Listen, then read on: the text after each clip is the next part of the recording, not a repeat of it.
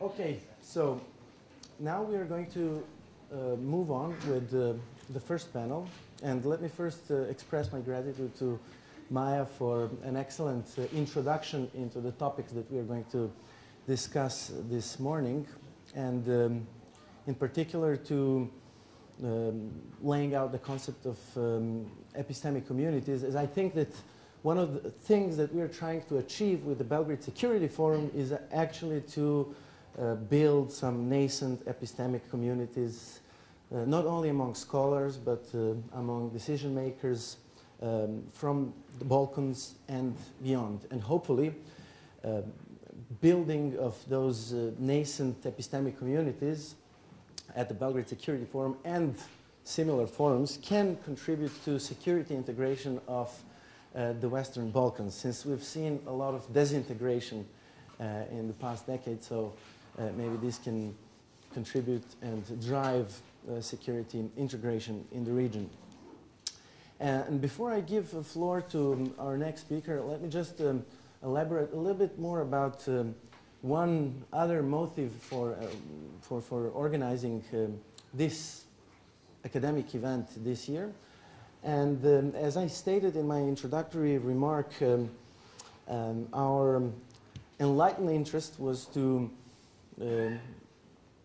in a way, help policymakers maybe understand better some of the pressing issues of the day by giving them academic background and academic narratives. But also we have a self-enlightened interest to organize academic event with such a topic. Namely, the Belgrade Center for Security Policy, together with a consortium of think tanks and researchers from the Western Balkan region, is about to finish a long project on security integration or security community building in the Western Balkans. And what we are looking at in this project is different professions, how militaries, police, and intelligence agencies are actually contributing to this nascent security community in the Western Balkans. And the full-length volume is hopefully going to come out in English sometimes next year. So we are trying also to tie this conference into that project. And thanks to the Norwegian Research Council, both things were possible. So now we will have 2 papers and 3 presenters, since one of the papers is co-authored.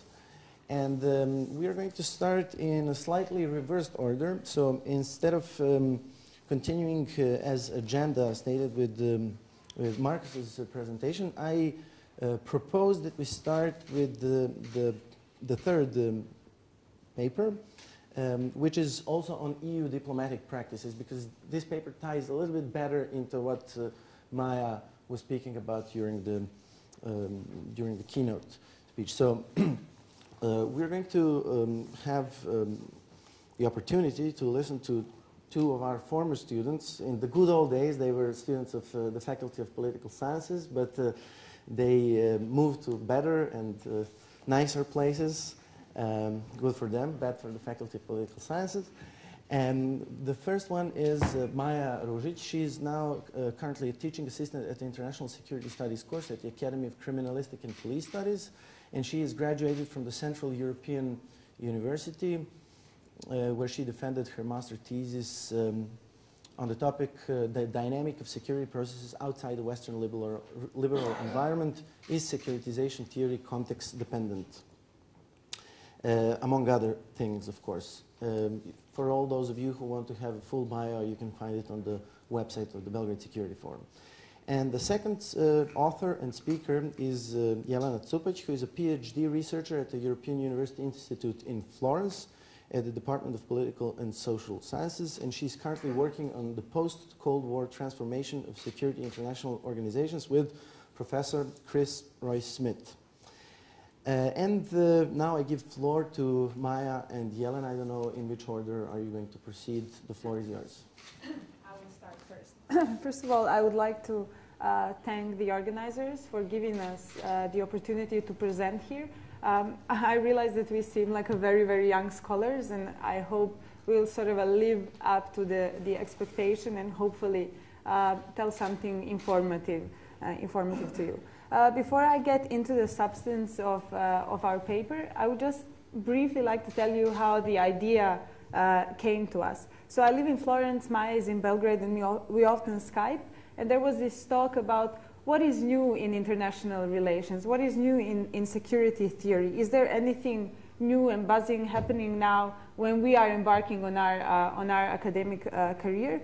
And practice theory sort of showed up as this very new and promising thing. At the same time, Serbia was starting negotiations with Kosovo with the help of EU mediation, and we sort of became interested in this EU practice. Okay, we were interested in the outcome of the negotiations, but we also wanted to know what is the nature, what is the role of the EU in conducting this practice? How does it compare to general mediation, the way international mediation is generally conducted? And do we perceive any change? Is there a development in EU mediation role?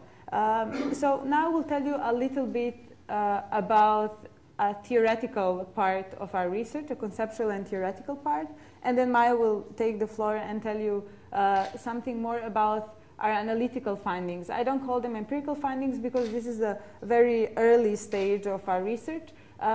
So I will be grateful for, or we will be grateful for all the comments, all the suggestions, and so on. So practice theory has been in IR for some time now, but Professor Iver Neumann, who is unfortunately not with us today, issued this call in 2002, and he asked scholars to turn away from studying discourses, and he said, let's look at the actual practices, because this is where international relations actually unfold. Let's not look at the background and at what drives them, let's look at the actual practices.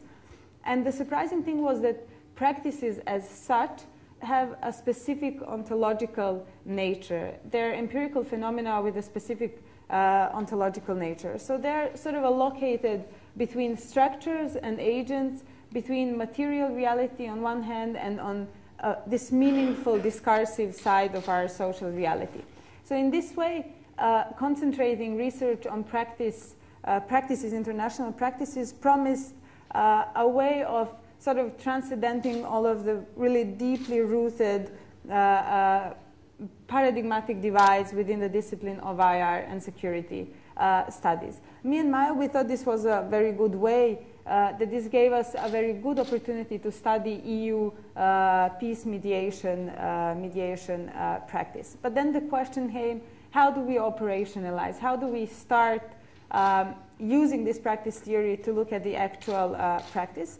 And I would just like to say a little bit about how this practice is in a way specific.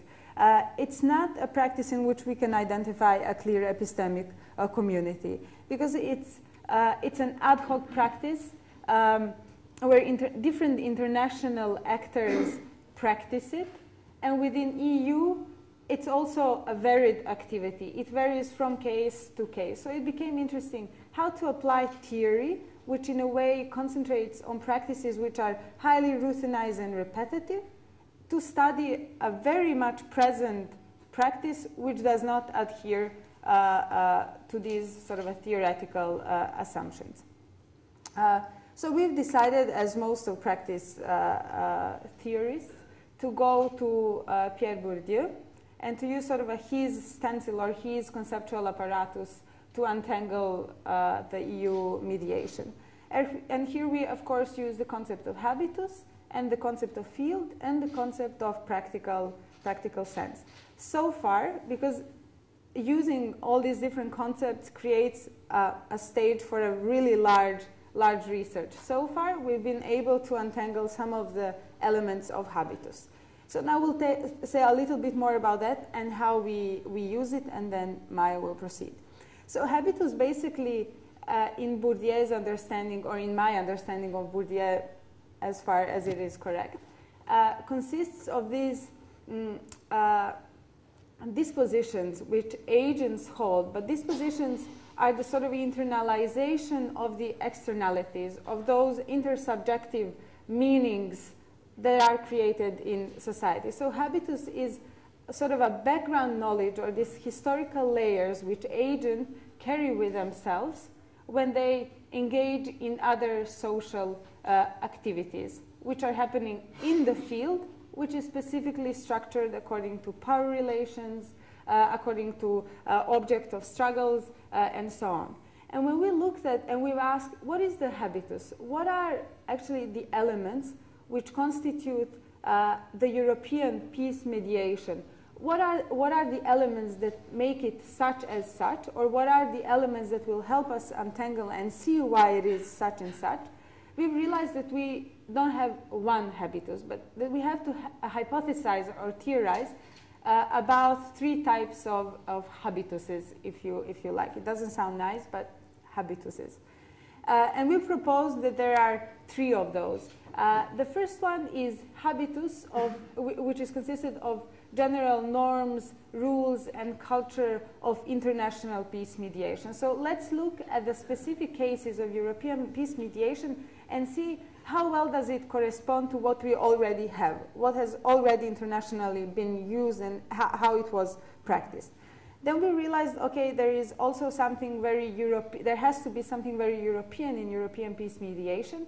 So we said, okay, this practice has to be influenced also by the rules, norms, and culture, which are very much specific to European Union, its history, and current development and everything. And the third one is that concrete mediators who are sort of we can speak about them, I think, in terms of epistemic communities, but these personalities are usually apolitical personalities chosen to conduct this role. So we believe that there is an influence of the influence of the diplomatic culture of the countries that they come from on the way they perform this mediation. So far in our research, we've concentrated mostly on the official documents and on some policy documents that sort of describe the process of European peace mediation. We didn't have the chance to conduct interviews, even though this would be very important for our research, but because of the limited sources and because of the stage where our research currently is, we hope to do this in the future. Maya will now tell you a little bit more, a substantial side of our research by concentrating on two of the first habituses I exposed. So Maya, go. Thank you, Ilana.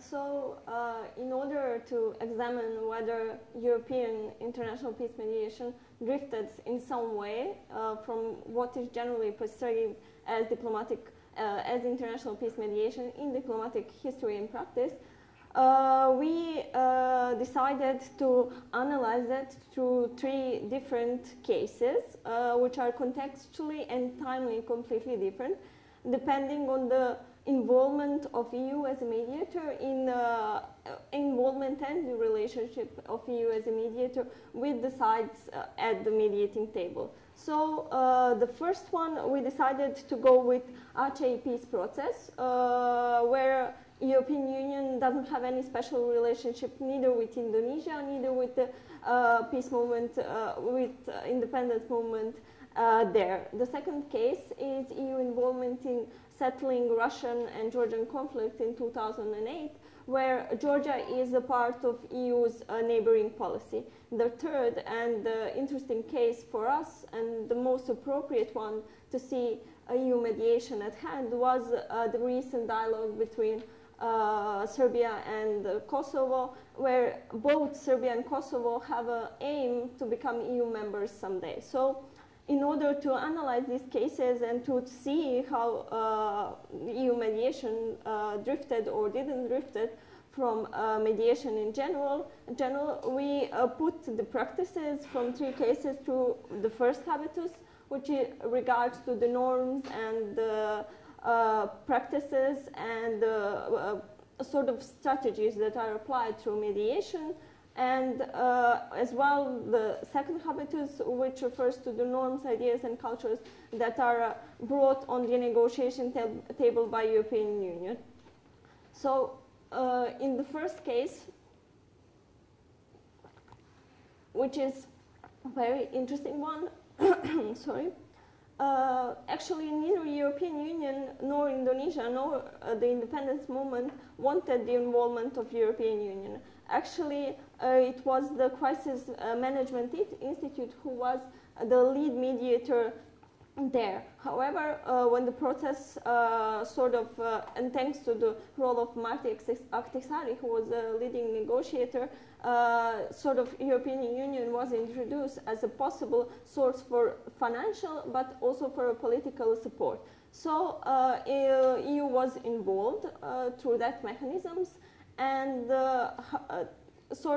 compared with the norm, which is impartiality as a mediation norm, which is accepted, European Union was very much impartial because it didn't have any specific interest towards Indonesia, as well as Indonesian government, as well as the movement for independence. And also European Union showed flexibility, considering that it was engaged in the late stage of the process of mediation, but it was also engaged in long-term peace building, because with the establishment of mission, who was there to enforce the memorandum of understanding, the European Union was interested in long-term situation and the settlement of this conflict. The second case, it happened in 2008, and European Union here had more involvement and more interest to get involved in the mediation process. The European Union had a leading role, considering that the negotiations and mediation process was led by the French President Nicolas Sarkozy, and he was also helped with the EU High Representative at that time, Javier Solana. The role of the European Union in this case is not that impartial, considering that the European Union was aiming for and has an interest in keeping territorial integrity of Georgia, but you managed to apply flexible approach there, and thanks to the implementation of facilitation and procedural strategy, it managed to reach an agreement between parties and settle the conflict with the six-point agreement, and as well was later on involved in implementation mission, as well as with a monitoring mission for peace, which was one of the conditions that both of the sides agreed. The third case, and the most interesting for us in regards to the first and the second habitus, is the recent negotiations between Serbia and Kosovo that started in 2011 and are still ongoing. The interesting is because in 2009, actually, European Union adopted the concept on raising its capabilities on dialogue and mediation, and trying to professionalize and standardize the practice of mediation within the Union itself. This is the first consciously led mediation by European Union. So far we had 26 rounds of negotiations. Out of 9 were led by Robert Cooper, who was appointment facilitator from the European Union. However, after Serbian elections in 2012, the negotiations were lifted at a higher level, and EU's High Representative Catherine Ashton was a leading negotiator. From the conflicting side, the negotiations were lifted at a higher level as well, because they were represented by their own prime ministers. The question of impartiality of the European Union in this negotiation is a bit tricky, considering that both sides of the conflict have aims to become members of the European Union. Thus, the European Union as mediator has the leverage in this case.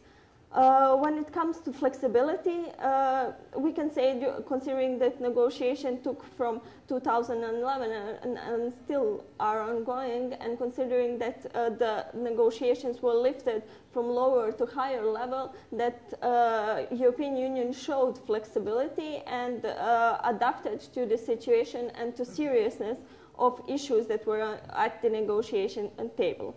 As regards to the mediation strategy, the question is a bit tricky one, because the European Union has a position that is just a procedural mediation, where European Union is to provide the table where negotiating parties are going to find the solution for the conflicts by themselves and reach the settlement and long-term agreement by themselves.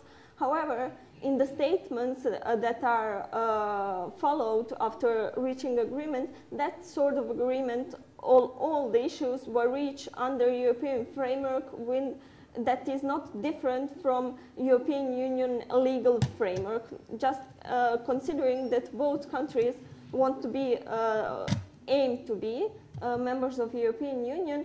The issue is that European Union has an interest to provide the agreement with the framework that is going to fit framework of European Union. Thus, the European Union is interested in long-term settlement of this conflict, and it's also applying the strategy of long-term peace mediation. So far, these are, as Jelena said, analytical results, considering that we have taken 3 cases and we have still a lot of empirical ground to cover. Thus, all comments are very welcome. And for us, it was really interesting to see how the practice of European Union in mediation is sort of building itself, going from just providing financial support through enabling settlement, through finding a long-term solution under European framework that is in case in negotiation between Kosovo and Serbia. And that is from our humble work. Thank you. Thank you, Maya. Thank you, Jelena. I think with Peter Haas and Pierre Bourdieu, now we really have a rock-solid foundation for the entire conference. And also, I think what both Maya's work and Maya's and Jelena's work show is the bankruptcy of this armchair analysis, abstract theorizing about what is going on in the field of European security integration. What one needs to do is to engage with more sociological approach and study what goes on the ground, and therefore Ivor's call to return to the practices is, I think, quite illuminating there. And also, maybe we can discuss a little bit more about the import of the practice theory for the epistemic communities literature and vice versa. I mean, is there any common ground between the two literatures? What, for instance, the literature on communities of practice can say to epistemic communities, and also sociology of profession is another discipline that can maybe be a contributor to this debate. So now we are moving to our second or third presentation, if we count Maya's as first, part of the panel. And the third presenter is Mr. Marcus Holmes. He teaches international relations, international political economy, foreign policy, diplomacy, and homeland security. And he published extensively in journals such as International Organization, and everyone who is doing IR knows how grand is this journal and how hard it is to break into it, and also other important journals such as International Studies Perspectives, International Relations of the Asia Pacific, Journal of Homeland Security and Emergency Management, and others. He earned his doctorate from The Ohio State University and has previously taught at Georgetown University and Ohio State. He did his doctoral work under the supervision of Alexander Wendt and Jennifer Mitten. And Holmes is currently working on a book project on personal diplomacy, and he's going to share with us his insights on this facet of transformation of diplomacy. Marcus, yes, absolutely. Thank you, Philip, and thank you again to the organizers. This is a fantastic conference. I'm happy to be here. The title of my presentation is The Changing Character of Diplomacy and International Security, ? Right? So that should imply that I'm a little dubious about how much diplomacy has actually changed and how much it is changing right now. And I'll allude to why I think that in the presentation. I actually want to start with a story. It's a true story. The story is that Franklin Delano Roosevelt, January 20th, 1945, He's taking office for the 4th time, the United States president, and he's giving his inaugural address. At that time, you could go 4 terms. His health at this point was very poor, and his son, right before he took the stage in a nice vote of confidence, said, "Dad, you look like hell," right before he went out there. In this speech, he spoke about finding a lasting peace in the world, right? So this is 1945, the world's at war. He's trying to figure out a way out of this mess. It was the shortest of his 4 speeches, 573 words, which is incredibly short in terms of inauguration speeches, which tend to go on a long time. After the speech, he talked to his family and his son about his will, his funeral arrangements. He really thought that his time was coming and he was going to die soon. Nevertheless, 2 days later, he took a secure train, bulletproof train, to Newport News, Virginia. His destination for this trip was to go to Yalta. He was going to meet with Stalin and Winston Churchill to try to figure out, how to make the world work, moving out of the war. From Newport News, he took a boat, the USS Quincy, to Malta. And along the way, there were a number of concerns. You had German U-boats in the Atlantic. That was a problem. But really, his health was a major concern. So on the boat, the doctors were not sure that he would actually make the trip completely. He actually might die en route to meet with Stalin, which would not be good for the United States or for anybody else, for that matter. He arrives in Malta. He has a rendezvous with Winston Churchill. From there, a few days later, they leave for Yalta on a prop plane. It's called a Sacred Cow. It was a very bumpy ride. Winston Churchill apparently threw up. It was not pleasant for anybody. And again, FDR's health at this point is really bad. Once they arrive in the Crimea, it's only a short 7-hour ride to Yalta. And the Soviet doctors at the time really were planning for FDR's demise because he looked so bad. His health was extremely poor at that point. Now, what was the reward for all this travel? Well, he gets to Yalta. He has his famous meeting with Churchill and Stalin. And as the story goes, FDR was very disappointed in the outcome. He felt that he was lied to and that the conference was not the success that he was hoping for. This episode, and episodes like it of personal diplomacy, have been taken by many as reason to think that they're not actually that useful, or in effect can actually be quite dangerous, right? So a lot of people, particularly neo-realists, argue that personal diplomacy is either a waste of time to the best of circumstances, or ultimately gives you false hope about the prospects for cooperation and peace. And some have gone so far as to say, well, now with new technology, maybe we can just replace the personal meeting. Maybe through Twitter and Facebook and other types of social media, that is in essence replacing the traditional diplomatic practice. And it's interesting if you think about diplomacy because these types of meetings that FDR engaged in are very similar to the meetings that go on today, and they're very similar to the meetings that went on 3 or 4 centuries ago. You can actually find examples of personal diplomacy going back to the ancient Greeks. Right? So leaders and diplomats today travel the globe at considerable cost. I mean, FDR literally put his life on the line to make this trip at considerable cost just to meet. So in some ways, the character of diplomacy hasn't changed one bit, right? Just like the ancient Greeks traveled to meet with their adversaries and their compatriots, so too do leaders today do the same. This is kind of puzzling because technology has revolutionized the way we do business in other realms of life. Social media has changed the way people interact. It's changed the way businesses interact. There's less business travel today than there was even 10 years ago. So the internet and other types of forms of technology are really changing things. So my question is, why has diplomacy, if I'm right, changed so little in reference to the technology revolution? Now, one argument is that I'm simply wrong, right? And that Twitter actually has had a tremendous effect. So Hillary Clinton has a Twitter account. The State Department has multiple Twitter accounts. Eastern Europe countries have Twitter accounts. So everybody has Twitter accounts these days, and they're trying to do this thing called e-diplomacy, reach out to constituents abroad, reach out to constituents at home, and get a sense of what's going on. So on the one hand, you could argue that something like Twitter or Facebook or other types of social media have made a salient difference. On the other hand, John Kerry, recently giving a speech about e-diplomacy, said, digital diplomacy is almost redundant. It's just a diplomacy period, right? So the question really is, if Twitter and Facebook and these types of technology changes for diplomacy aren't a new type of diplomacy, then what's going on here? What is it that these tools are actually doing? Why do states engage in something like e-diplomacy? Why bother using Twitter? Is this changing the ways in which states actually interact with each other and their publics? Now, my argument, actually very similar to the previous presentation, argues, in essence, that we need to think about diplomacy from a practice perspective. What is it that diplomats and leaders are actually doing when they engage in diplomacy? And my overarching sort of understanding of diplomacy is that it's about change management, right? So I turn to practice theory to derive 2 different types of change in the international system. You have top-down exogenous structural shocks. This is the type of thing that FDR was dealing with at the moment, right? World War II, end of the Cold War, we're talking about big, major changes to the international system. On the other hand, the flip side of that is what I call incremental shifting or sort of endogenous change. This is change through everyday practice. It's the subtle types of things that Maya was talking about in these meetings that are off the record, but nonetheless, convey information about intentions and convey information about change and so forth.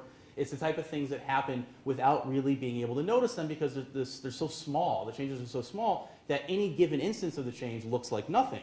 But at the end of the day, at the end of the year, at the end of the century, it boils up to lots of different big changes, right? So two types of change.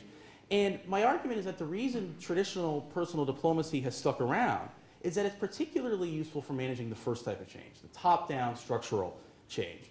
And on the other hand, e-diplomacy, or diplomacy with digital technology, I argue, is particularly useful for detecting and responding to the type of small incremental change that states have to deal with. The reason for both has to do with neuroscience and our cognitive limitations and our psychology, which I'll talk a little bit about. But the upshot here is that I don't think traditional diplomacy is going to go away. I think traditional diplomacy has a place, but I do see a new role for e-diplomacy, not just in speaking to other publics and speaking to constituents in a public diplomacy type of way, but also listening to what's going on and trying to respond to what's happening on the ground in terms of these small incremental changes. There is an assumption, I think, in the literature about e-diplomacy that it is ultimately about public diplomacy and that digital tools are about speaking. And in my research, talking to diplomats and foreign ministries that use Twitter and so on, they argue that that was the case. In 2006 and 2007, 2008, they used tools like Twitter to speak. But now they've realized that the real value of the tool is for listening, right? And so they're using Twitter not to just speak to others, but to listen to what's going on, collect that data, put it into computer programs that can kind of analyze what's going on, and that gives them a sense of where the world might be headed. So the other thing I want to do in this paper is conceptualize e-diplomacy as more than just public diplomacy and capture its real fundamental essence in terms of change. Previous presentation talked about the practice turn quite nicely, so I won't focus on that, but just to say that it's a focus on competent performances. It highlights individual performances. It focuses on how knowledge is created and distributed, and it's a sort of know-how, the habit of international practice, how things get done. And practice theorists have been very good at trying to explain why change happens, and so you think about something like the World War II or the Cold War, it's talking about major structural shifts that change the background knowledge, change the habitus, if you will, of the system.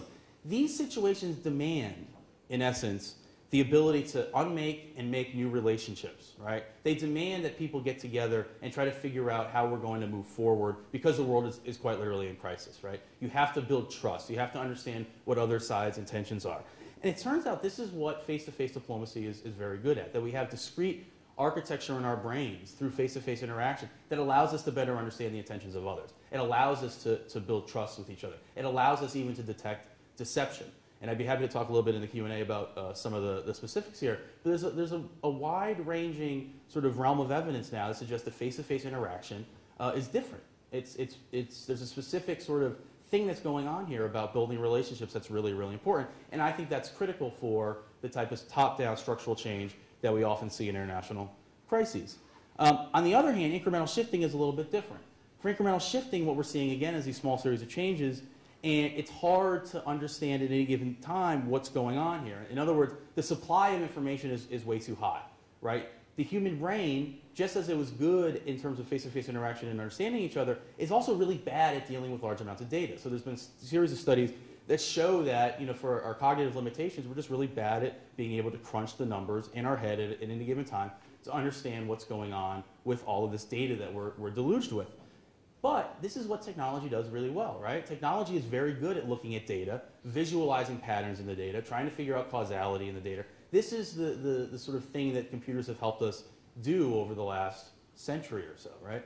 So just as our cognitive limitations let us down in terms of being able to detect change at the international level from an incremental shifting perspective, technology does this very well, and it's a good tool for helping us through this. So my argument is that states are beginning to use Twitter and Facebook and social media, not just for e-diplomacy in terms of public diplomacy, but capturing the data, putting it into visual data analysis types of programs, and getting a sense of where things are headed. As one British ambassador told me, would we have been able to deal with the Egyptian crisis better if we had an understanding of what was going on earlier? If we had understood what the hashtag #Tahrir meant before the media did and before everybody else did, would we have been able to respond more quickly to what was going on in Egypt? His argument was yes, right? And so that's why they're using Twitter now to understand what's going on before everybody else is kind of caught up to the change that's happening, because once everybody else is caught up to it, too late to deal with it, in essence. Then it might become an international crisis. So just in terms of concluding thoughts on this, I mean, one of the issues with e-diplomacy and technology tools is that it's not always clear that big data, the notion of having lots of data is beneficial. If big data becomes a big dud, for example, then states might be using Twitter and Facebook and these types of programs for reasons that ultimately are going to let them down. Although I would argue that, you know, in a sense, we are already starting to see the benefits of this type of technology. So I don't think big data will be a big dud, but if it does, then that's going to be a big problem for states.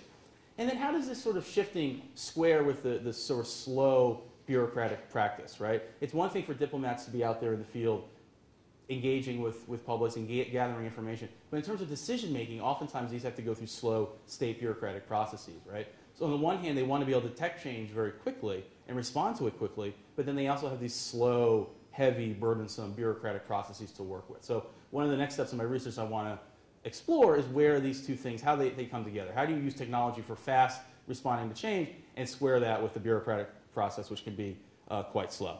So finally, I just want to make sure that I'm clear in the sense that I'm not saying that face-to-face diplomacy is useless for small incremental change. It's just that I think that its most added value comes in these structural changes where intentions, trust, relationship building is really important.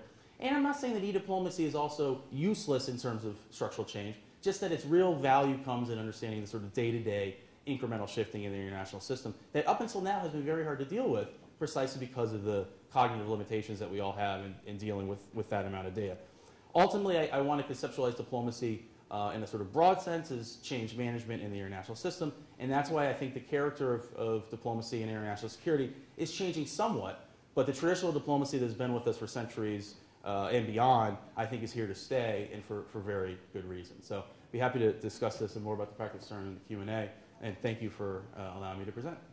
Thank you, Marcus, for shedding light on both continuities and changes in diplomacy. And while you were talking, I was not rude by typing a text. I was testing your hypothesis. I tweeted your key argument, and I checked if the structural changes in international systems were to occur.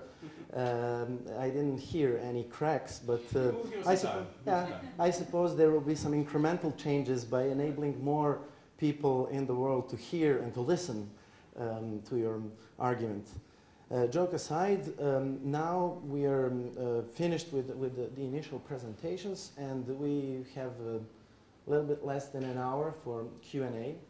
So now I will give floor to you, and maybe we can pick up a few questions and then collect them so that the speakers... Is there anybody else who would like?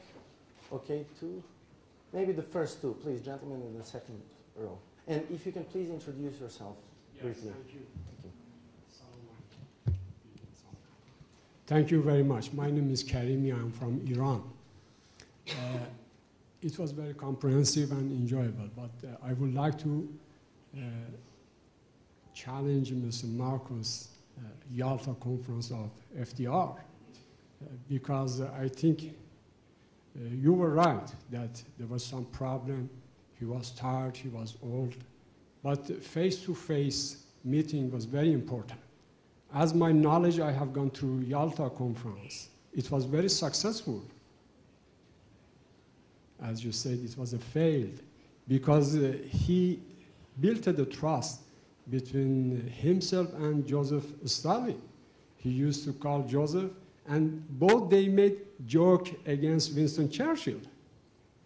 And he was very happy with Russia. He wanted to build a better relation between United States and Russia or Soviet Union of that time. But coming to the relevant subjects of the conference, I think two important elements are very important we have to pay attention to them. Why we go for public diplomacy or face-to-face meetings? Because the mass media are not doing their duty in a proper way.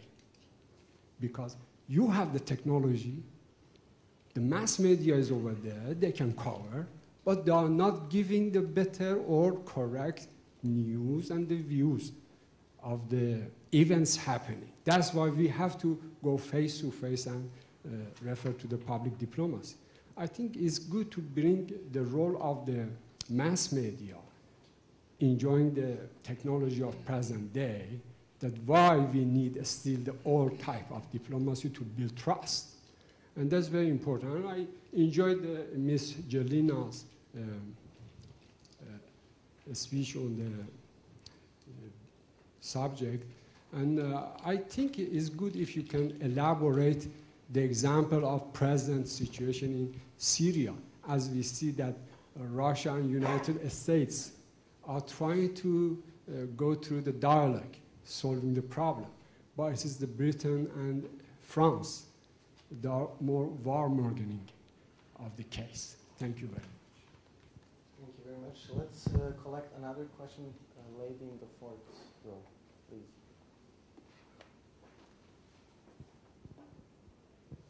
Thank you. My name is Natasha Wunsch. I'm a PhD researcher at University College London, and I have a question to Maya Cross regarding your empirical findings on the size of the epistemic community. So I was wondering if you found an overlap of the full membership of co-repair being part of one epistemic community, or if you had cases of maybe within the co-repair there being a smaller epistemic community, or on the contrary, external members being part of the epistemic community but not necessarily inside co-repair. Thank you. Okay, any volunteers to? Sure. No, I take the question about Yalta, and I think it's an excellent one. I mean, the reason I bring Yalta up is more to highlight the perspective that a lot of realists have had with FDR's interpretation of what happened. So they take FDR's interpretation, which for him, he viewed it as something of a failure, and they say, aha, see, you know, that's why you don't do personal diplomacy. That's why you don't go out and do this, put all this trust in trying to have these face-to-face interactions.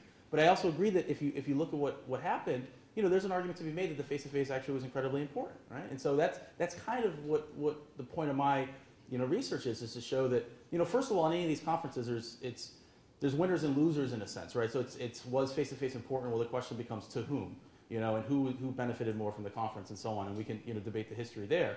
But there's also this question of just generally speaking, what happens in these face-to-face interactions? And I think you're right that there's evidence to point out that, or to show that there was intention understanding, there was some levels of trust, maybe not among the people that FDR wanted it to be with, but it happened. And so that's really my point, is to raise it as being the sort of example par excellence that realists point to as the reason you don't do personal diplomacy, but nevertheless, is, I think, really, important in the international system for specific reasons. Thank you. Would you like to? Sure, yeah. Actually, I'll address that question as well as one that you raised earlier, which is on this intersection between the practice theory that my colleagues have discussed and the epistemic community approach.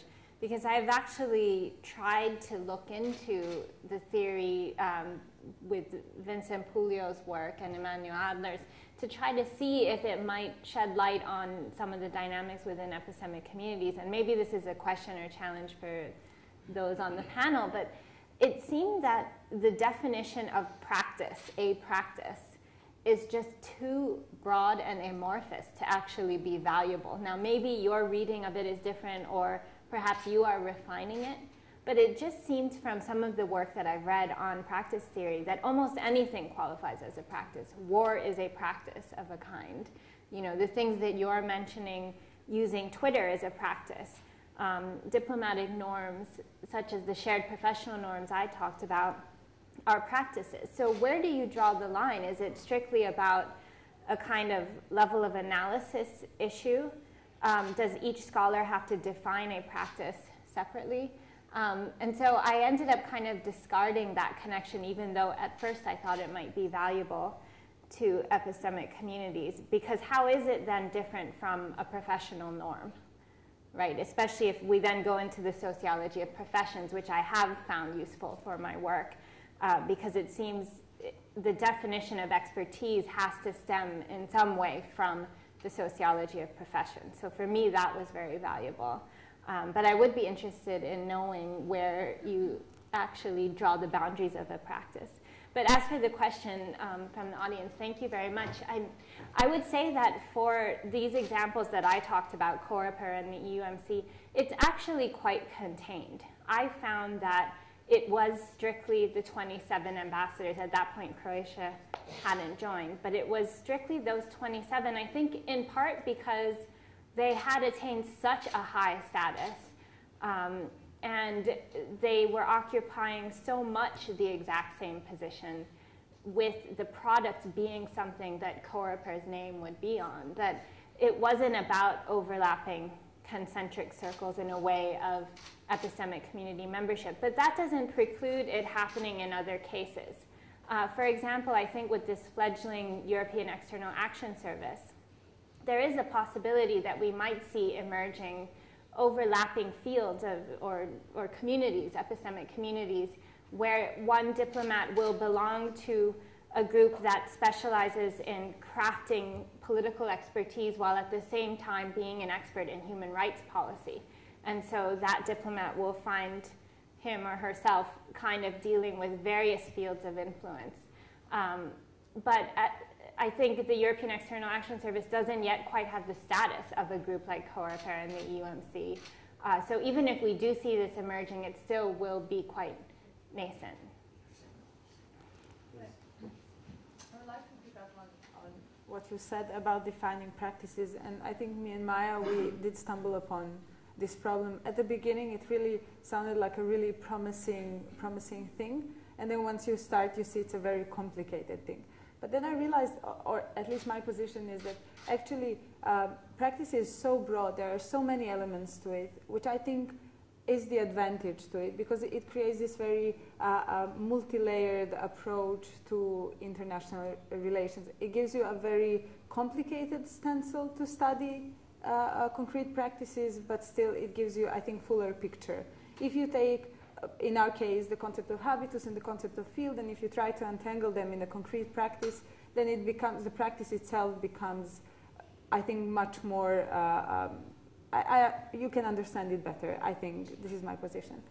But I think among practice theories, there is also still confusion. And if you read Puglio's piece, I think from 2010, where he specifically focuses on Bourdieu's approach to practices, I think he limited himself completely to this highly routinized practices. There is basically no reflection of actors upon what they're doing. This background knowledge is so internalized that they just keep doing stuff almost automatically. But I think that even this approach, trying to contain the definition of practice theory, I think it sort of limits it then. And then they had to go out of it. So I agree with you that there are problems, but yeah, as with all the other things. As for the merging of practice theory with epistemic communities, Emanuel Adler, I think, does a good job with this. But I think it's very important to decide what, in the language of positivist science, what is dependent and what is independent variable here. Because do we use practices, do we look into practices themselves, or do we use them to explain some other phenomena? Do we use security communities or other epistemic communities to study them as such, or to explain some other phenomena? I think this would be a very important thing.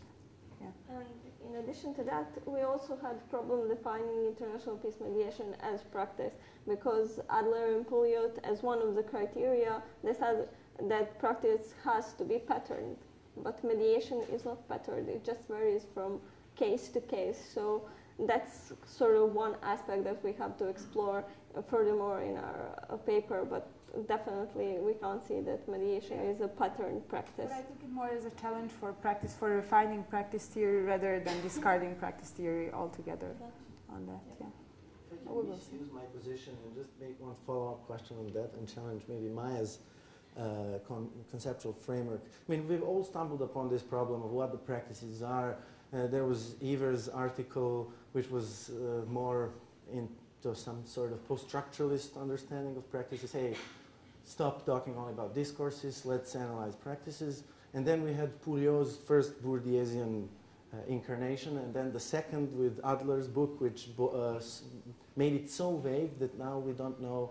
I don't really understand what is the difference between empirical research and looking at practice. Sometimes the difference between the two is not really obvious. But I wanted to challenge Maya's conceptual framework, because you said we don't know what are the boundaries of practices. We could say similar thing or pose similar question for epistemic communities as well. What is the boundary of epistemic community? What makes epistemic community different from other communities of practice or professional communities? One of the preconditions in Peter Haas' article was the causal beliefs, common causal beliefs.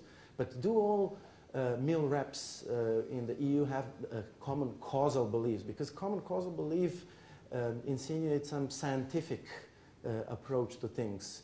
I mean, or is there any common causal beliefs between diplomats, for instance, in the EU or military representatives? Okay, if you can. Yeah, please respond, and then we will collect other questions. Okay, yeah, thank you for this question. I think it actually elaborates upon the earlier one in a kind of more conceptual way, is this question of boundaries of epistemic communities. For me, the concept is much, much more concrete than practice theory, but maybe it's because it all has to be put into some kind of strong empirical basis in order to really see what a practice is in a particular context, as well as an epistemic community. But yeah, I would say that when you have a very strong epistemic community, the who is in it is quite clear because of one of my variables, which is the meeting frequency. Who is coming to the meetings, right? The idea that Marcus brought up of face-to-face diplomacy is absolutely crucial. So that becomes quite self-evident. Now, there are other people who come to COREPER meetings, like commission officials and on occasion Cathy Ashton, and sometimes there's a room with 100 people in there, especially for EU military committee meetings. But then that tends to be the formal meetings, and this is why then I distinguish between the formal and informal, because who's really coming to the deliberation? Those are the informal face-to-face meetings. And that's where you're not going to see the aides or the commission official. It's going to be much more likely the colleagues in COREPER or any of these other groups. But as for what kind of in their minds, in the way that they do their work, qualifies them to be in the epistemic community, Haas does mention this common causal belief, and he really tends to describe these epistemic communities like they're scientists, physicists, chemists, biologists, people who really seem to know hard science. And that's kind of one of my main critiques of that kind of boundary that he placed around the concept, because a lot of people are high-level experts without being scientists in the strict sense of the term. There's actually a footnote in that original I/O journal where Haas notes in very small writing that they don't have to be hard scientists, and that's kind of overlooked, but because of the tone of the rest of the article, he really set off the literature on the path of thinking these have to be scientists. But I would say that these common causal beliefs are akin to shared substantive norms, norms about what should be done because they believe it's best for EU citizens, for example, and that's kind of how I approach that. I just want to follow up on the question about that you originally raised about the sort of practice theory. Is it not concrete enough? I mean, the way I look at this is that like that's actually the value. You know, I mean, one thing that's very concrete is rational choice theory, and it's, I think, to a fault concrete. And so one of the things I liked about practice theory was, you know, like say institutional theory, which has a very broad definition of institution. You know, practice is defined broadly enough that you can really use it in a number of different areas. So I think, you know, both sides, you know, have sort of arguments and counterpoints. There's value in being concrete, but there's also value in being broad enough that you don't have the problems that come with being concrete. You know, so that's the way I sort of look at it. And the other thing I'll just mention is I really like the idea of the habitual sort of part of practice theory. These things become so ingrained in us that we don't necessarily have to think about what we're doing while we're doing these performances, which are nevertheless competent performances and things of that nature. So I think the value is really pointing out the extent to which practices oftentimes are just unthinking, you know, in a sense. They're not even reflected. I think it covers only a small fraction of international practices. Right. Because quite often we just stumble upon practices like mediation, which are so all over the place and so ad hoc that it presents a challenge for a theory. It presents an opportunity to refine theory. But then, yeah, I find repetitive practices as well interesting, but yeah. Thank you. I really appreciate your expansion of the concept of epistemic communities beyond the causal belief, because it's really excluding, for instance, post-positivist scholars who don't believe in causality. So we want to be part of an epistemic community too. Okay, so now we have time for a couple more questions. Is there anyone who would like? Okay, we have one here in the third row. Is there anybody else who would like to ask? Okay, so there is one in the back. Okay, Sonia first, and then I don't see who is it. Cvete in the back. Hi, I have an empirical question for Maya. You studied 4 cases which you claim not to be example of state-to-state interaction, and they are all made of state representatives. So why not look for epistemic community outside the state or at the mixed boundaries? And I was just wondering, have you at the initial stage considered other factors like think tanks or maybe even Brussels Forum, similar to the Belgrade Security Forum, which bring together people with expertise, with a shared value system, causal claims, and so on? Or you just found them completely irrelevant, so that's why you stick to intergovernmental interactions at the end? And a sub-question to it, both of examples that you mentioned as successful are made of the same professions. Koreper of diplomats and Paul Mills of military. So why claiming that it's epistemic community and not actually professional identity that brought them together? There's another question in the back. Cvete Koneska, I think, if my sight is good.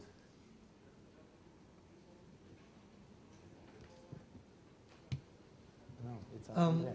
Thank you very much. Andrea Bogdanovska, Analytica, think tank Skopje. I have a question for Professor Cross.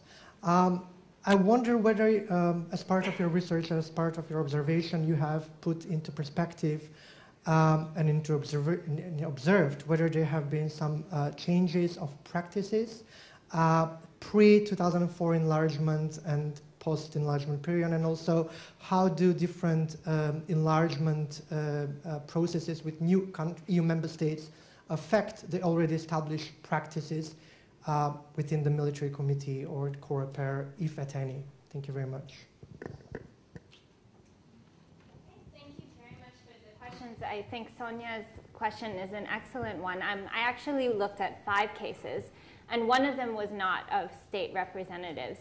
It was the group of personalities in security research, so-called. But that was comprised of actually the traditional kinds of scientific experts who are doing security research. It actually ended up being more of a, in a way, a failed epistemic community. It emerged, it grew in power, and then it kind of fell apart after that. But I think the reason why 4 of my 5 cases are focused on people who are essentially representatives of states is because we're dealing with security. So it's this kind of high politics issue that states already hold to closely. But then you might say, well, then they're just state actors. And this is where I really emphasize that the reason they qualify as epistemic communities is because they're doing more than their job description requires. They're essentially not just bureaucrats doing what they're told to do, but they're taking it beyond what they were expected to do, and in turn creating unexpected degrees of integration. So that's kind of where I see the importance of them. What I did was, when I started off, I went to Brussels, and I just said, I'm going to consider any possible grouping of actors that is involved in security. And so I did have think tanks on the list, and I interviewed a bunch of people representing think tanks. The problem there was that they tended to be forums. You know, they tended to be places where they brought people together, and those people became the epistemic communities. But they in themselves, the people working at these think tanks, were not really taking on that dynamic of an epistemic community. And so I kept testing this at various locations. I even spent 3 months at one of these think tanks in Paris. And one thing that also happens among them is they tend to kind of rotate jobs at different think tanks. But they're not kind of going beyond and pushing for policies. They're a place where they foster other people's work as epistemic communities. The issue of the professions, I do think that there's a lot of overlap between professional groupings and epistemic communities, but yet we still need the latter concept because a profession is way too huge to be an epistemic community. So we need to find groups within these broad professions that take on the characteristics of shared norms and shared policy goals.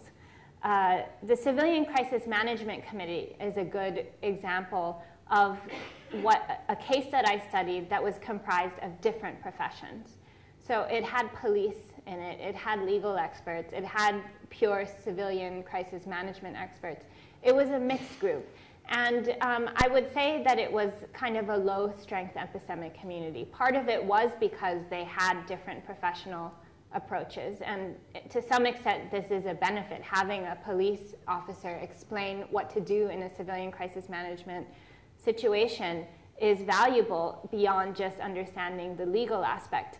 But they tended to not agree as much for a variety of reasons. They didn't have the kind of common culture emerge. They had an esprit de corps, that was certain. They met enough, they were based in Brussels. But it didn't really move onto a common culture with shared substantive norms. Interestingly, and this is sort of to get to the second question that I had,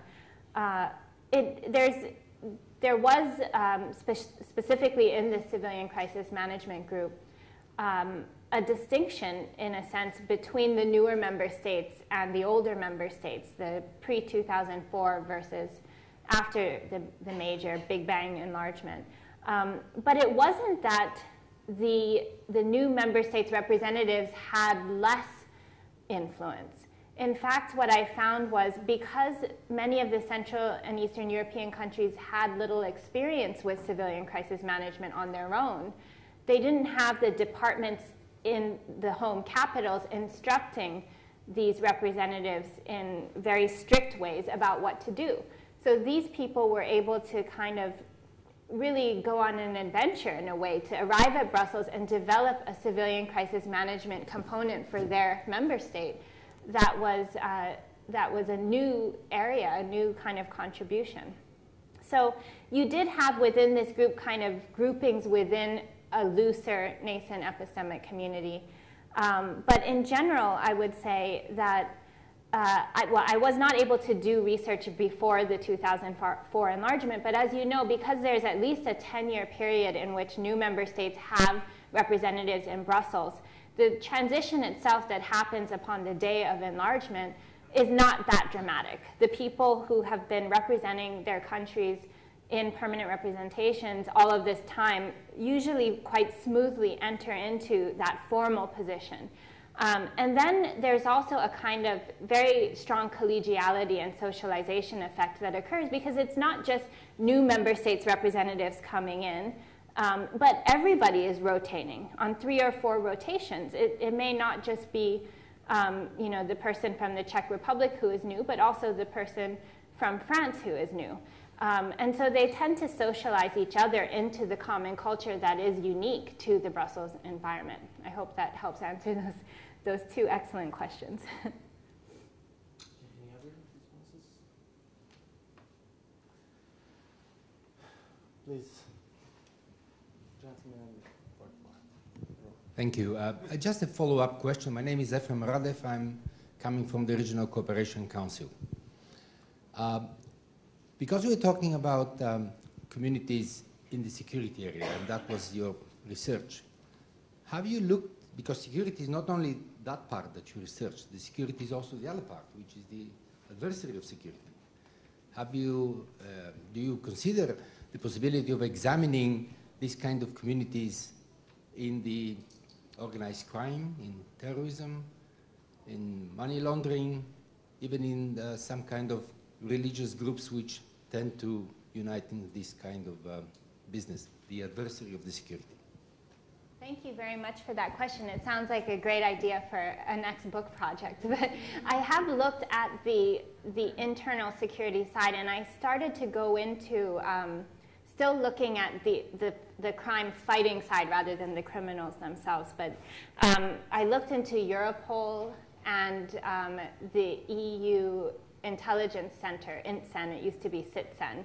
So I have tried to address the kinds of groupings that are beyond sort of the highest politics, external security aspect. And what I found was they weren't really engaged in the same dynamic as what I had observed.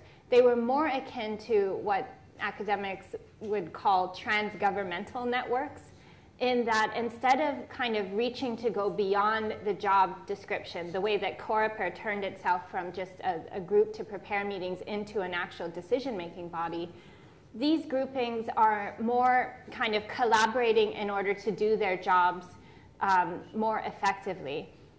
As far, you're disagreeing, you're shaking your head. That the intelligence officials, they can't, it's such a sensitive area that they can't just give out the intelligence directly in the setting of INTCEN. So what they try to do is create ways to share their best practices and know-how in a way that they can do their jobs at the national level more effectively. But I think you were asking about whether I've investigated sort of criminal networks, and in that sense, no, I have not had that opportunity. I've been more focused on kind of the governance side of this research. Yeah. Okay, since there are no hands raised at the moment, maybe I can ask another question to Mr. Holmes.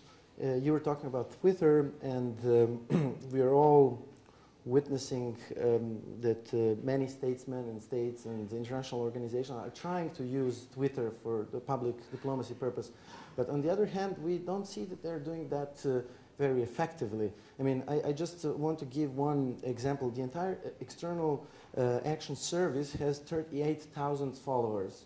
My friend from Egypt, a blogger from Cairo, has 32,000 followers. So almost like the entire External Action Service of the EU.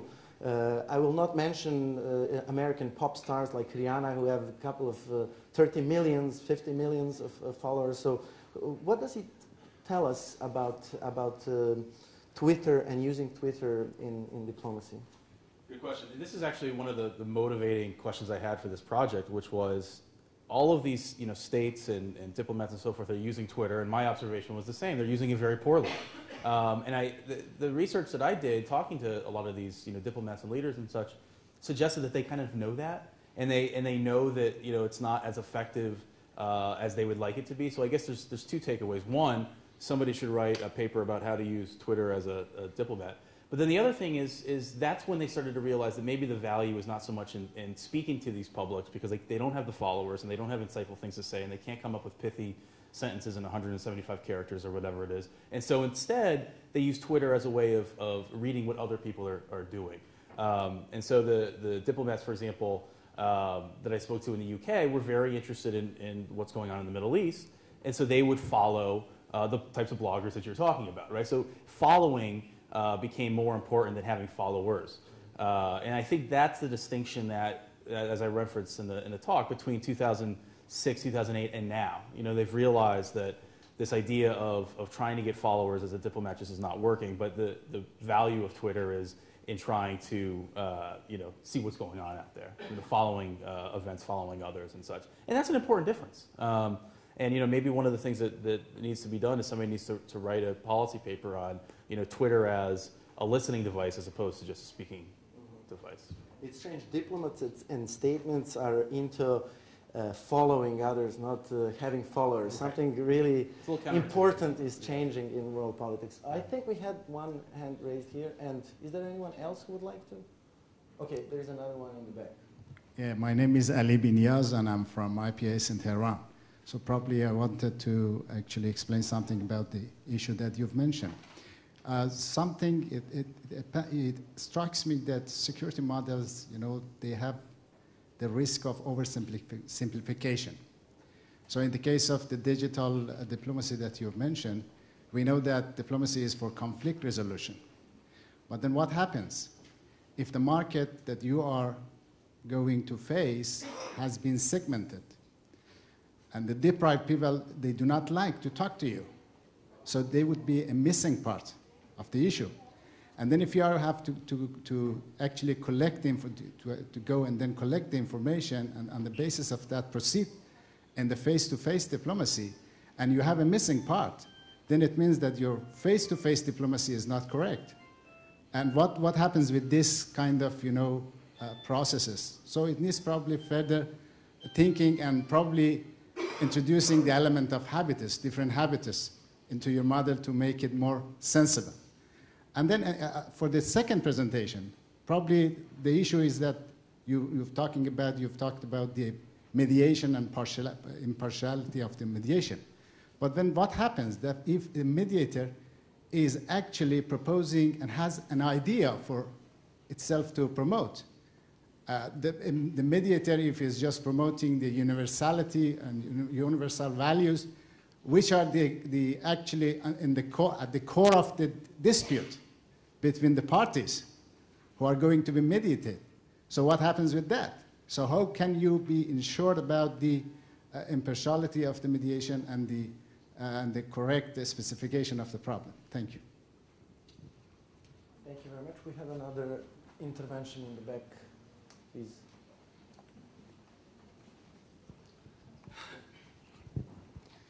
Thank you. My name is Vladimir Radunovic from Diplo Foundation, leading e-diplomacy project. So exactly what Mr. Holmes was referring to is very interesting to me. And I wanted basically to ask you, do you have some findings of what are the relations or the functional cooperation using social media like Twitter between diplomats? There are some statistics that when we are back to following and followers, that the leaders, world leaders or ministers and so on that are on Twitter are quite poorly connected. For instance, the State Department e-diplomacy department, which is one of the most famous ones when it comes to the social media and Twitter, is very poorly connected to or following the other leaders. While, for instance, Carl Bildt, I think, is following about 40, 50 ministers. To what extent social media and Twitter can be used among themselves? Is it just a kind of, so apart from following and communicating with the public, is it a tool that can really help diplomacy and relations in maybe easing the communication between them as well as a fast dial?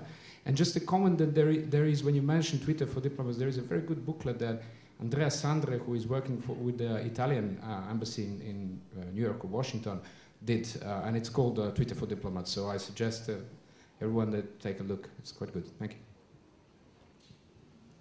Okay, yeah. Well, first question I think is absolutely spot on. That diplomacy, face-to-face diplomacy for conflict resolution, is as important, or what matters the same amount as doing it face-to-face is what the faces are. Who are the faces in the room that are actually taking part of this? And so, one of the things that I do in my book is I make clear that there's a distinction to be made between the sort of process, or I guess the practice, if you will, of face-to-face interaction and what that means at a general level. But then when you apply it to any given case, what becomes crucial is the personalities of those involved, the background knowledge, and everything. So, for example, if you're talking about a conflict resolution setting in Camp David, Jimmy Carter trying to mediate, peace between Israel and Egypt, I mean, that is more, there's more going on there in terms of background knowledge and prior history and all that kind of stuff than just simple, neurons firing because of the face-to-face interaction. So I think you're absolutely right, and it's critical, to look at who the faces are, because that really, makes a big difference. In terms of the second question and whether or not the social media among themselves, I think that's an important thing to look at. It's kind of where I'm headed in the next step of this, is figure out how foreign ministries and state departments and things like that are using social media to help their internal communication. And one of the things I ran up to, and I referenced it briefly in the talk, was that there is this problem of the bureaucratic nature of a lot of these departments. So one of the diplomats I was talking to said that, we get lots of information going on the ground, and we're communicating with our diplomats elsewhere in the field, and we have good communication at that level. But then when anything needs to get done, we need to feed that into this machine of the bureaucracy, which then takes weeks or months to come up with any sort of response. And so I view the social media tools being limited to a certain extent by the sort of bureaucratic nature of a lot of these organizations, and that social media can only do so much. But having said that, it is clear based on my initial research that for a lot of these foreign ministries, there is a lot to be gained in terms of the speed of communication, the ability to gather up diplomats from all different parts of the field and bring them together and sort of facilitate communications. And in a sense, it replaces the old cable wires, and it replaces even email, because these diplomats can respond to each other much more quickly than using those older technologies. But that is a part of the research that I would like to go next and look at how that actually works. And I'll look at the Twitter for Diplomat's book as well. I think that's a good idea. Okay, any other questions or comments? If we don't have any more questions, oh, you would like to? I'm sorry. Yeah, please go ahead. We have 7 more minutes. I think if you look only at the theory, you have these two camps. Even though the theory and mediation is not a very developed one, but you have these two camps. The one is a very purist, and mediation has to be impartial and so on. The other is more real, and it realizes that international peace mediation is a political thing, a very political thing. So it cannot be impartial. When we looked at the case of EU peace mediation, we practically observed this very obvious or expected thing that there are degrees of impartiality. The closer the region is to the EU, the higher is the EU's interest in it, so the impartiality sort of declines.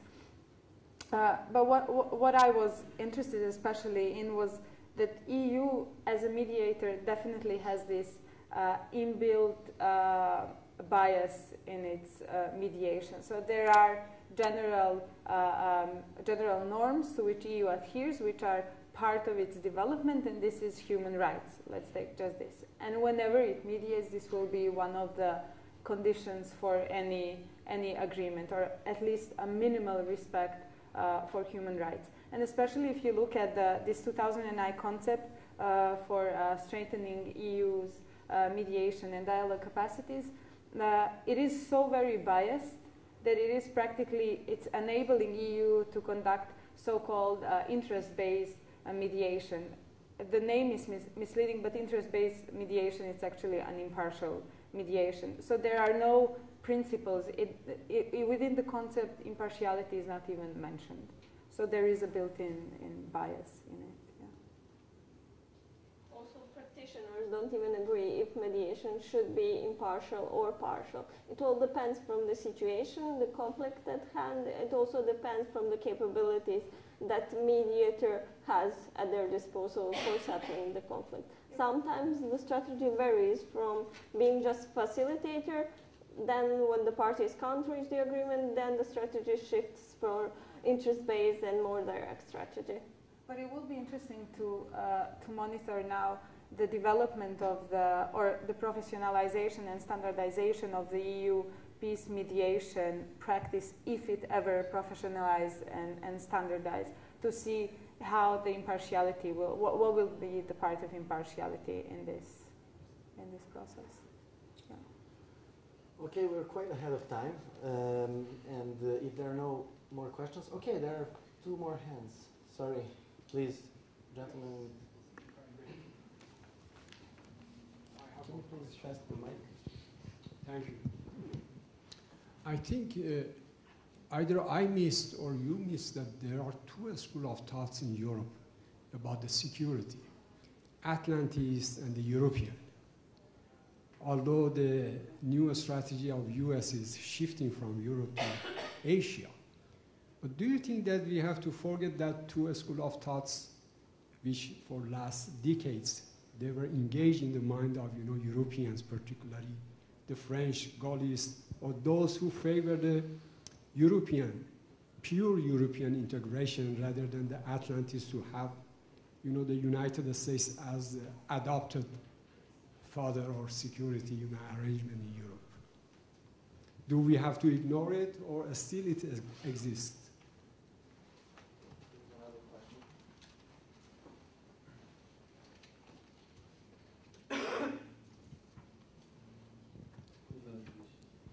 My name is George Tomic. I'm a teaching assistant at the University of Banja Luka in Bosnia and Herzegovina, also a PhD student here in Belgrade. I have a question regarding the inner dynamics of the epistemic communities. Because for me, it is very hard to imagine such communities which are really deprived of negotiation, which do not bargain within themselves, and with no power distribution models. Because Ms. Davis-Cross did describe the co-rapper as a rather gentlemanly gathering. So how gentlemanly it is, actually, that is what I'm asking. And also, this is very important because certain informal inner cycles or certain informal alpha dogs could be very important for understanding these issues, I believe, especially because we are dealing with security here. When we talk about security, one of the first questions that we have to ask is whose security? So this defining power, the decisive defining power over the security and its very own concept is important, and I think that it happens internally. So can we hear more about that? Thank you. Thank you for the questions. As far as the first one, I think you were asking about this kind of traditional divide among member states where some are more Europeanist in their outlook and others are more looking across the Atlantic and more NATO sort of obsessed in a sense than the other side. So I would say that to some extent this division is still there, but it's kind of weakening. Part of this is because the United States is focused elsewhere rather than Europe. And part of it is that the goals of what the EU can achieve and has achieved have changed. In some ways, the EU has proven itself in that although it hasn't been a lot of time, CSDP has gotten off the ground. The missions and operations are somewhat limited, but it really kind of fulfills so far this mandate of peacekeeping and humanitarian issues and sort of this broader, longer-term perspective that the EU tries to epitomize, which is to think about resolving problems at their core where they are in third countries, rather than kind of waiting for things to build up and get worse and then the problems come to European shores. So there's a sense in which if the United States is going to look elsewhere, the EU does need this kind of separate but not separable aspect to what it can do security-wise. And no country would say that NATO is not important. That is the key institution for security cooperation.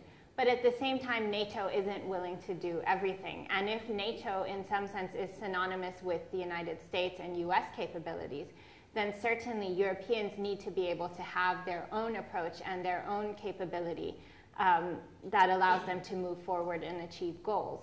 I think over the long run, this may result in a kind of European added value to NATO. A lot of people refer to this as the European pillar within NATO. That's a kind of goal where Europe is strong enough that the US can say, this is a real viable partner. It's not a transatlantic divide, it's a transatlantic partnership of equals, ideally. That isn't true yet. But that's the kind of goal that people are striving for in these epistemic communities. So my sense is that that feeling of being Atlanticist versus Europeanist is weakening, although still there. There's a bit of a different emphasis among member states. But as far as the second question, which is related to this in a way, it's different when you assess kind of how the member states view the geopolitics of the situation versus how the member states' representatives deal with it in honest terms in informal meetings within Brussels. And so here, what is surprising to me is precisely what you've pointed out, that in fact, when they get to Brussels, there's a far higher level of shared values and goals than you would anticipate, especially given the stories, and I'm sure this does happen quite a bit around the world, bargaining among diplomats, sort of playing a tough game of linking issues and using all of these kinds of strategies. This is really not what I've observed in the case of the EU in these particular epistemic communities. Part of it is, again, going back to the professions more generally. My first book actually started in the 17th century, looking at European communities in multiple cases throughout European history. There's a tradition of diplomats forming a kind of international society high-level ambassadors feeling in some ways that they wear two hats, that they are representatives of the state, but they are also a community in their own right, and their success is defined by coming to an agreement among themselves in that community. So it is surprising, but when I asked time and time again, do you bargain? Do you issue ultimatums? Do you engage in cheap talk? Do you threaten? All of these things that we see in the literature, the answer is a resounding no. They say that they can get further in achieving all of their goals if they work honestly and together to achieve a common outlook. If they define success as coming out of the meeting with a single document, then it doesn't help for them to be kind of engaged in tricking each other into sort of finding these lines of agreement through hard bargaining, through linking issues. Power obviously will come into some of this because some member states can wield more power in the outside world beyond that community itself, but they don't encourage that. There have been cases they've described to me where one ambassador or military general or admiral will arrive with this kind of gung-ho alpha dog persona, and it's very quickly shown to him or her that that is not acceptable. So they'll say, you know, we will strongly signal that this kind of behavior in these meetings doesn't work. That isn't the culture within this committee, within our negotiation rooms. It will not get you anywhere. And so inevitably the newcomer, because they don't all replace each other at once, they come piecemeal, inevitably the newcomers learn that this is the setting that they will be operating in, and professionally it's better for them to be the one that is sort of helpful rather than harmful to these discussions. You know, it might be also that part of the reason these informal meetings work so well is because the lack of a public means that you have the lack of the sort of rhetorical coercion that often manifests itself. So while power, you know, is always present, when you're not in public, there's less of a desire or need to show your power, you know, because you don't have to display your, you know, how great you are in front of everybody else. You can just, you know, sort of do what you get down to business and do what you need to do. So it might be that this sort of the rhetoric in public and out of public really is different by virtue of the public not being there. Yeah. Thank you. I think we would have to stop here because this has been quite a long panel. And therefore, we will have a bit longer coffee break. So we will reconvene in 40 minutes. And before we go for a coffee, I think our speakers deserve a round of applause.